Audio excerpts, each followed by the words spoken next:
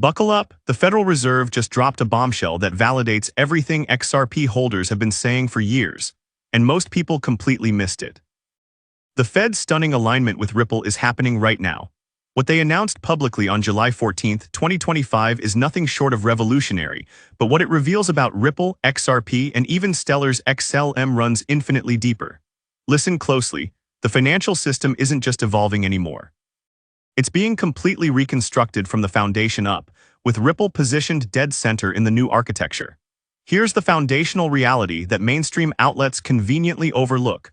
Ripple has cultivated strategic partnerships with regulatory and central banking authorities for years.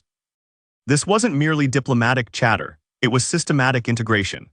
Ripple has engaged in top-tier policy negotiations, secured membership in global standard-setting organizations like ISO 20022 committees, and participated in confidential briefings with elite U.S. financial leadership. Ripple's chief policy architect met face-to-face with Undersecretary Nellie Leung for domestic finance, joining an exclusive roster including Stellar, Chainlink, Paxos, and Circle. That's not some crypto conference panel. That's a shadow monetary policy advisory board. What's becoming crystal clear is that Ripple was never simply launching another digital token. Ripple was engineering a fully compliant, regulatory-approved network designed to serve as the essential infrastructure for tomorrow's tokenized money ecosystem. And now, with the Fed's historic public validation of stablecoins as legitimate payment mechanisms, Ripple's master strategy is being vindicated in real time. Here's where everyone gets completely wrong. They mistakenly believe CBDCs and stablecoins are fundamentally different beasts. They're absolutely not. From both technical and operational standpoints, both represent programmable digital versions of government-issued currencies. The critical distinction lies in their issuance authority. CBDCs get minted directly by central banks, while stablecoins emerge from regulated private enterprises. Yet both function on digital infrastructure and both fulfill identical purposes, transmitting value through programmable, fully traceable formats. And here's the game changer. Both require a robust settlement backbone. That's precisely where XRP and, to a significant degree, XLM enter the equation. What the Fed just revealed in their groundbreaking stablecoin declarations is absolutely transformational. Stablecoins won't eliminate the dollar whatsoever. They'll actually strengthen it dramatically. These aren't competing alternatives to sovereign money. They're sophisticated extensions of it. And Ripple, via its RLUSD stablecoin initiative, is constructing the comprehensive framework to operationalize exactly that vision.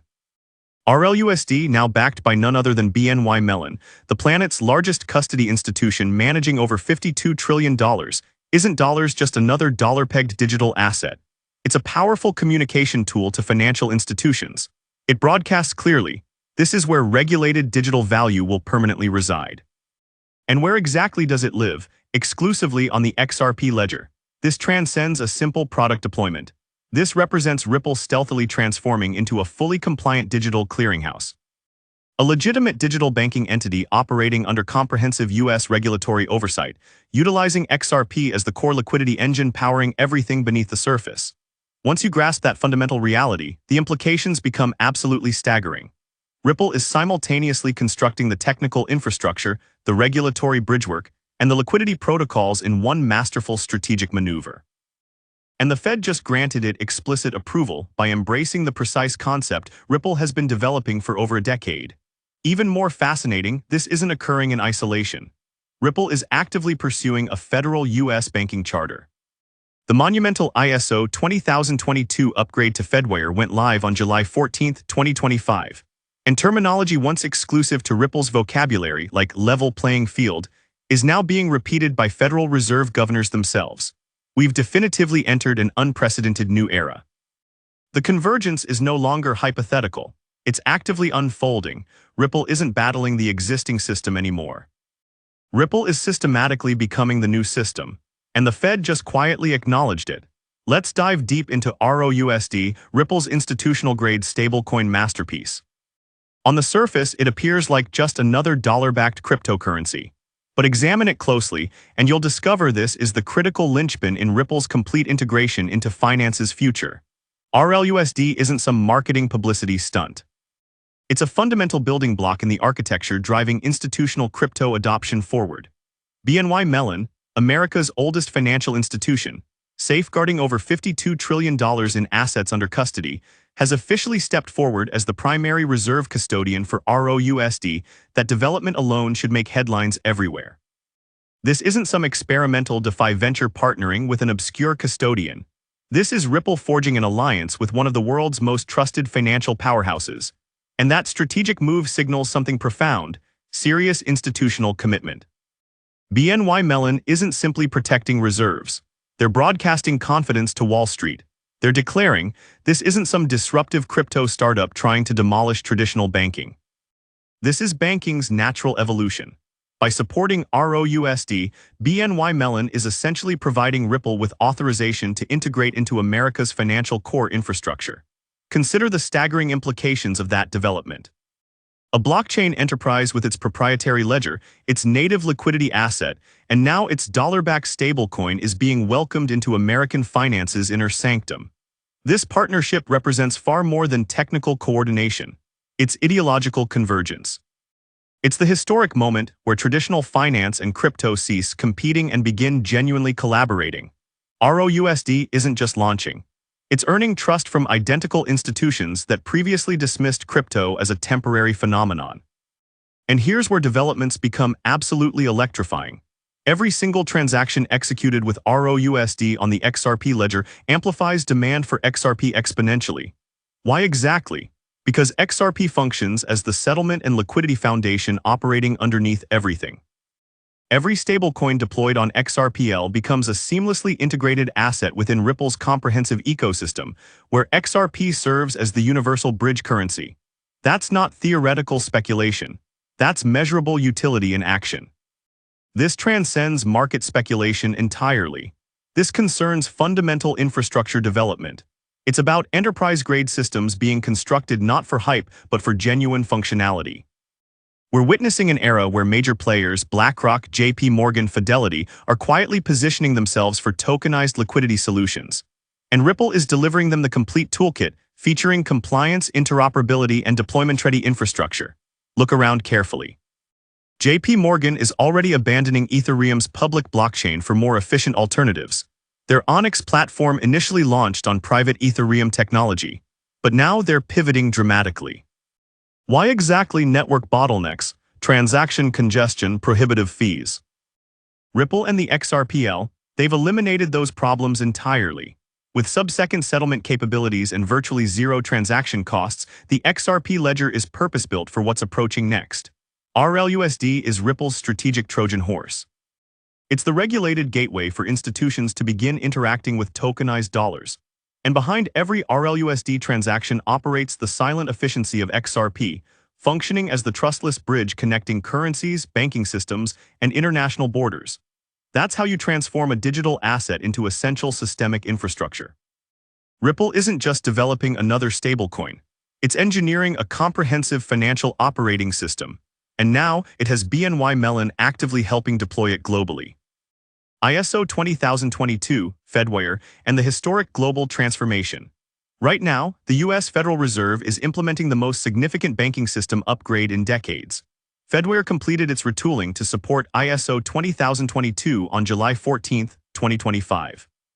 This isn't merely a superficial messaging adjustment. It's the global financial communication language being completely rewritten to accommodate digital assets, tokenized money, and programmable payment systems. So why does this development matter crucially to XRP holders? Because ISO 20022 represents the compliance and messaging standard enabling traditional banks to interface seamlessly with blockchain-native assets like XRP and XLM. Without this standard, blockchains and legacy banking remain stuck communicating in incompatible languages. With it, they finally achieve complete interoperability. Ripple has maintained a significant advantage on this development for years.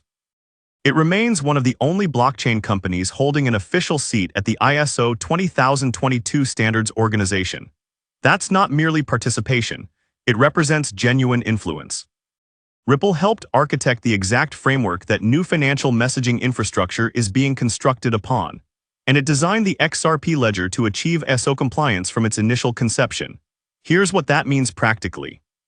When ISO 20022 becomes the standard language for Fedwire, and by extension global banking transactions, Ripple doesn't need to adapt. It's already fully compatible. RLUSD can integrate into these systems natively. XRP can serve as a settlement layer in lightning-speed cross-border transactions meeting all compliance requirements. And this goes significantly deeper. Ripple's pursuit of a U.S. banking charter, specifically its application for a national trust banking license, means it could directly integrate with Fed systems, including Fedwire and FedNow. That establishes conditions for RLUSD reserves to be held directly at the Federal Reserve, making RLUSD a digital dollar with institutional authorization. Picture that, stablecoin liquidity cleared through the Fed, transacted over XRP infrastructure. Now consider Stellar and XLM as well. While XRP may dominate institutional cross-border markets, XLM is developing its distinct pathway, particularly in remittances and retail stablecoin corridors. Its integration with MoneyGram and USDC support already positions XLM strongly for compliant retail payment systems. ISO 20022 compliance could bring XLM further into mainstream adoption as these corridors expand. What we're witnessing is an emerging dual-asset framework: XRP for high-value, institutional-grade settlement and liquidity, XLM for consumer-powered payments and emerging market accessibility. Both operate on ISO 20022 standards. Both are becoming essential tools in next-generation financial infrastructure. This isn't future speculation anymore. This is infrastructure going live right now, and the Fed's embrace of ISO 20022 isn't just technical. It's strategically calculated. It opens pathways for Ripple and potentially Stellar to become native components of the modernized financial grid. As the global financial system rewires itself completely, XRP and XLM aren't just digital tokens. They're becoming the routing mechanisms of the new money internet, the crucial role of stablecoins, and why the Fed cares now. Stablecoins have officially crossed their regulatory Rubicon. Previously viewed with skepticism and regulatory hostility, they're now being embraced as critical infrastructure components. The Federal Reserve itself has acknowledged that stablecoins are not only viable but essential to America's payment system evolution.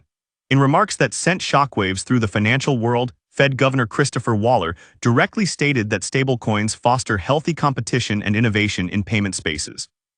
He even drew a compelling parallel that resonates perfectly. Stablecoins are like poker chips in a casino. You don't bet with dollars directly. You trade them for chips that can move around quickly and seamlessly across tables.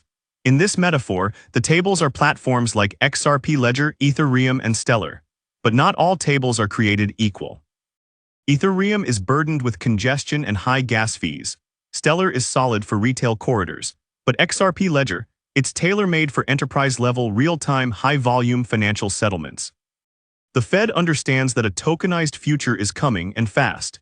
And they're not just watching from the sidelines. They're actively laying out a path to regulate and integrate stablecoins into the core monetary system. That's why Ripple's strategy is so pivotal. RLUSD isn't just another stablecoin. It's being designed from day one to integrate with Fed systems. Ripple is applying for a national trust bank charter. If approved, this would allow Ripple to custody assets and hold stablecoin reserves directly at the Federal Reserve. That's not a small regulatory checkbox. That's a seat at the table with America's central bank. And it positions RLUSD to be one of the first stablecoins fully backed by reserves held at the Fed itself, effectively making it a digital dollar with federal-grade legitimacy. That's an inflection point in the history of finance. For the first time, a crypto-native company would be operating as a fully compliant, reserve-holding digital bank, issuing stablecoins with direct Fed access, and doing it all on a blockchain that settles in seconds with near-zero fees. Every RLUSD transaction increases XRP utility. Every stablecoin interaction deepens XRPL liquidity. Every new user or institution tapping into this system reinforces XRP's position as the trustless settlement layer under tomorrow's financial world. And this isn't just about the US either. Other central banks are watching. If the Fed gives the green light to Ripple's model, we may see a global domino effect. Stablecoins backed by central bank reserves, transacted over public ledgers, and bridged by neutral assets like XRP. That's the blueprint for a unified digital economy. So yes, the Fed cares now because the game has changed and Ripple is playing to win. How XRP and XLM are positioned as the bridge layer. Listen carefully, this isn't just Ripple's narrative anymore. Stellar's XLM is strategically aligned with the same long-term vision, serving as a decentralized bridge asset that connects disparate fiat systems, stablecoins, and digital money platforms. But here's the key: XRP and XLM are taking complementary, not competitive, roles in this rapidly forming new infrastructure. XRP is quickly cementing itself as the institutional-grade settlement layer.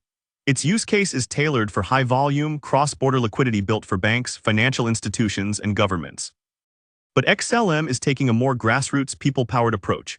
With its deep integrations into Circle's USDC, MoneyGram's cash-in/cash-out rails, and its rapidly evolving Soroban smart contract framework, Stellar is locking down the retail and developing market access side of the programmable money stack. This isn't by accident, this is by design. XRP handles the institutional plumbing. XLM powers the user ramps. Together, they form a dual-asset, dual-rail system that can support both the high-end settlement needs of global capital markets and the everyday transaction flows of individuals around the world. And that ecosystem is already live. We're seeing fiat-backed stablecoins, including RLUSD, Euro-backed tokens, Brazilian Real, BRL, and soon the British Pound and Japanese Yen, being issued natively on the XRPL. Each one of these tokens leverages XRP's native decentralized exchange and pathfinding to enable instant value routing.